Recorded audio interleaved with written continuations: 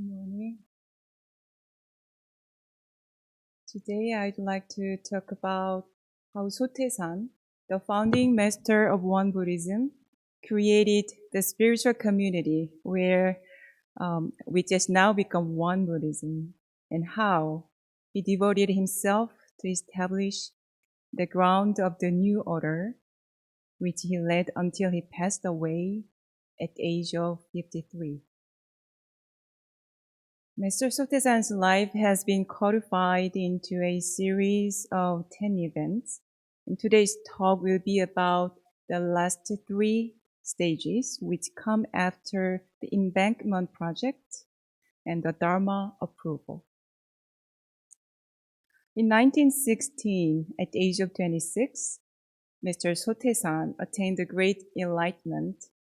He then evaluated the current state of the world and felt it was urgent that people living in the modern world to restore their spirituality. So he presented the founding motto with a great unfolding of a material civilization. Let there be a great unfolding of spirituality. Then he began teaching people who are mostly neighbors and relatives. So who else could hear about him? Back then, there was no media or SNS. And within 5 months, he selected 8 disciples who were sincere and firm in their faith. Cheongsan came 2 years later, and together they became the first 9 disciples, the first Dharma group of Won Buddhism. Initially, Sotaesan and his followers had meetings at a Confucian shrine and at a nearby inn. These places were all too small and inconvenient. So while they were working on the embankment project, they also began construction of a temple. The members climbed mountains to cut trees for lumber and gathered clay. In 1918, they had built the first Won Buddhist temple. If you go to Yongsan, Korea, where the Yongsan Won Buddhist University is located, you still see the temple site called Gugandoshil. Sotaesan directed the embankment project during the day. Then, in the evening, he gave Dharma talks to his disciples in their new temple. Even though it came after a hard day's work, the members rejoiced in learning the Dharma at night. Their understanding the Dharma grew deeper. In 1919, Sotaesan changed the name of the order from the Savings Union to the Association for the Establishment of the Society for the Study of Buddha Dharma. By putting the word Buddha Dharma in the name of the order, it was made clear that Buddhism was the main principle of his teaching. Sotaesan says that we must reform certain portions of Buddhist doctrine and its institution so that more people can understand and practice the essence of Buddha Dharma. This is why Won Buddhism has some different aspects of practice from other forms of Buddhism, while it shares the same understanding of the truth. After the embankment project and the Dharma approval prayer, Sotaesan searched for a place to retreat and rest, where he could prepare the beginning of a new spiritual order. He went to Bongnae Mountain and stayed in a small thatched hut.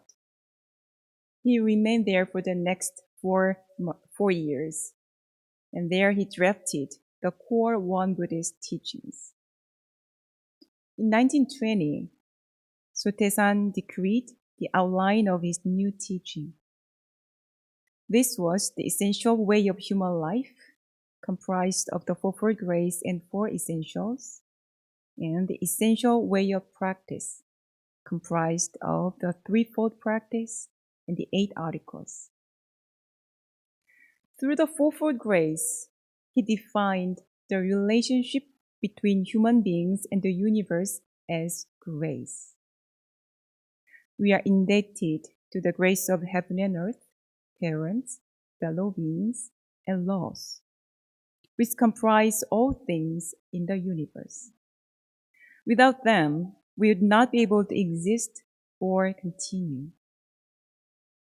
When we acknowledge this and show our gratitude, we enjoy the bliss of the fourfold grace. If we are ignorant of the fourfold grace and remain ungrateful, there will also be unfortunate results. The threefold study, I'm sure that many of you are now familiar of the threefold study. This consists of cultivation of the spirit, inquiry into human affairs and universal principles, and choice in action. The 8 articles are the qualities we need to cultivate while practicing the threefold study. The 8 articles consist of 4 qualities to develop: belief, zeal, questioning, and dedication, and 4 articles to abandon: disbelief, greed, laziness, and ignorance. These basic doctrines are so simple and clear that they help people quickly progress in their spiritual practice in a well-balanced manner. After he proclaimed these core principles of his teaching, he started to draft the first Dharma book of the New Order. In 1927, he published the first draft of the current One Buddhist Principle book. One Buddhist Principle book now consists of 26 chapters. Sotaesan said that in the future, people in the other countries would practice this teaching. The principle of fourfold grace, the threefold study, and the 8 articles.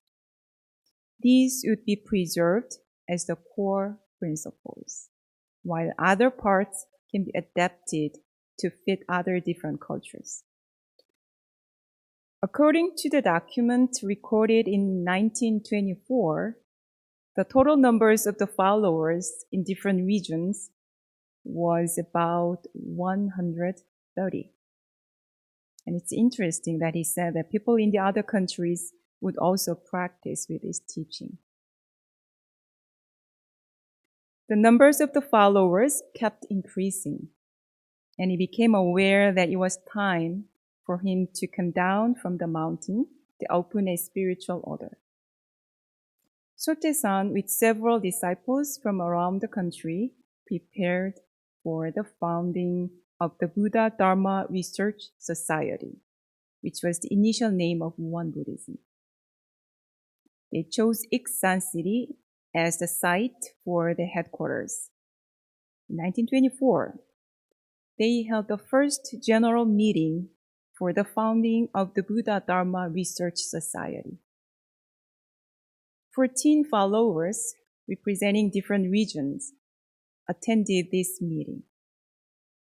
They declared the beginning of the new spiritual order. In this meeting, they adopted the covenant draft and selected Sotaesan as the governor, according to the covenant. They also selected a chairperson and a secretary. This demonstrated that the new order was not run by only the charisma of one person. From the beginning, One Buddhism was founded as a democratic system. Last year, the central headquarters in Korea passed the One Buddhist Constitution of America. According to the Constitution, Venerable Jieun was appointed as the Prime Dharma Master of USA One Buddhism and came to the United States. So we are taking about the very beginning step of One Buddhism USA, as it was started 100 years ago in Korea. After the general founding meeting, they began construction of the headquarters in Iksan. 2 months later, 2 units of thatched roof homes were completed. They had barely completed the construction when they had to find the means to operate the headquarters. So they leased the land and raised crops. They made taffy and peddled it from town to town. The profit provided a limited livelihood for the headquarters and provided money for the winter and summer retreats. Their meals were often nothing more than lees that were left over after taffy liquid had been strained. They endured much financial and physical hardship. But every evening after dinner, they got together to share how they handled the matter of the day with mindfulness and to share the progress of their practice. During that time, they held regular retreats in winter and summer, lasting for 3 months each. For their daily training, Sotaesan established the 6 items of mindfulness in daily practice. In order to help practitioners exercise the 6 items, he established the method of mindfulness journaling to help them track of their daily training.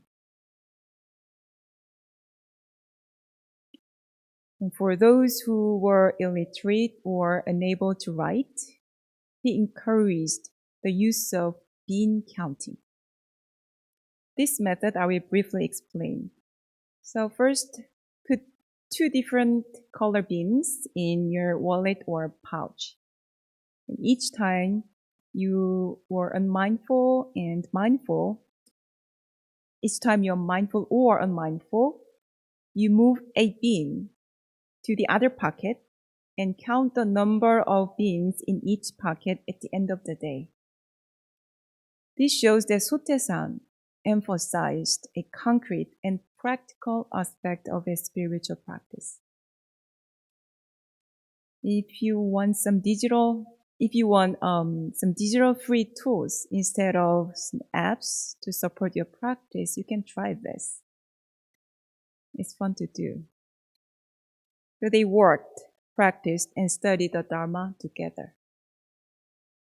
Their way of life modeled Sotaesan's teaching, Buddha Dharma is daily life is Buddha Dharma. In 1935, Master Sotaesan enshrined Ilwan Sang, the open circle icon, at the meditation hall for the first time. Since then, the followers were encouraged to enshrine Ilwan Sang in their homes too. At the time, Korea was under the Japanese rule. Japan colonized Korea in 1919 and occupied Korea up until 1945.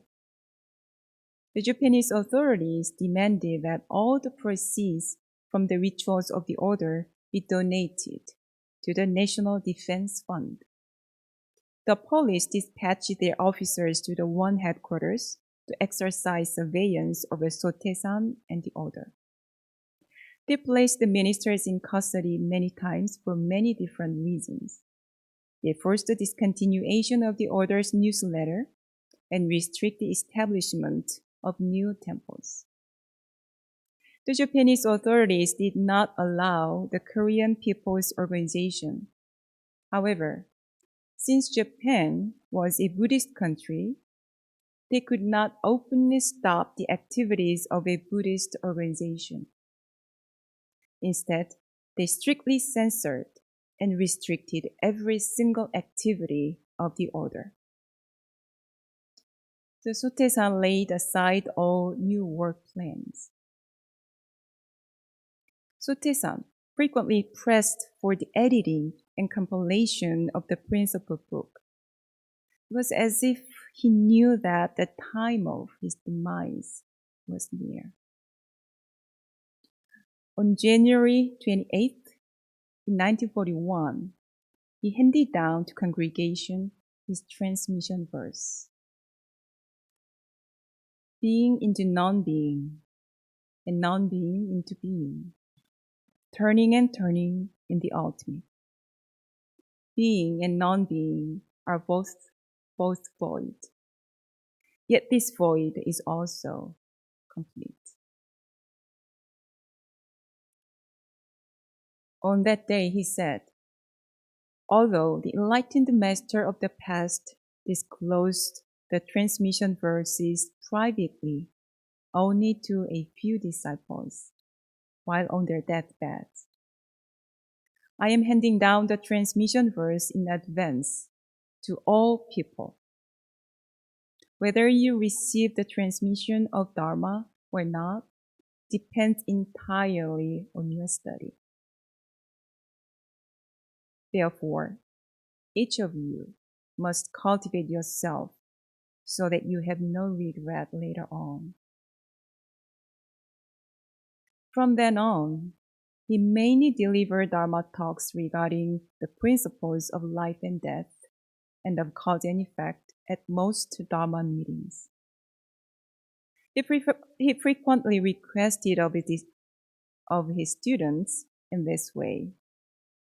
Since I am about to depart for a faraway place for personal retreat, you are to firmly get hold of your minds, even in my absence.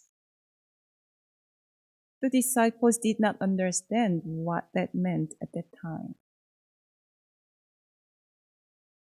One day, he said to Jieun, who later became the second prime Dharma master, that it would be difficult for him to remain there for long, and encouraged Jieun to try to lead the public on his own. Perhaps he knew that he had to go away in order that the order could survive under the Japanese oppression. In January 1943, he issued the doctrinal chart and said, "Herein lies the quintessence of my teaching, and I wonder how many of you understand my true intentions. Only when you tread down the single path with great determination will you achieve success." In May 1943, he gave a Dharma talk at the regular Dharma meeting in the headquarters. As a child grows up to become an adult, an enlightened person awakens to truth to become a Buddha. You are to equip yourselves with true abilities to become teachers to your juniors and benefit all sentient beings and heal the world. Grave is the matter of birth and death, and swift is impermanence. This is something one should not take lightly. This was his last Dharma teaching. That afternoon, his health started to decline. And 15 days later, on June 1st, he passed away. He was 53 years old. 28 years had passed since the founding of the order. Our parents and ancestors gave birth to our body, and it is our spiritual teachers, such as Master Sotaesan, and the spiritual leaders in other traditions, who gave birth to our mind and heart. Now every June 1st, or on the last Sunday in May, one Buddhist followers offer a memorial service in gratitude, honoring the founding Master Sotaesan and all spiritual teachers of the other traditions, and also honoring our parents and ancestors and all those who made us become who we are now.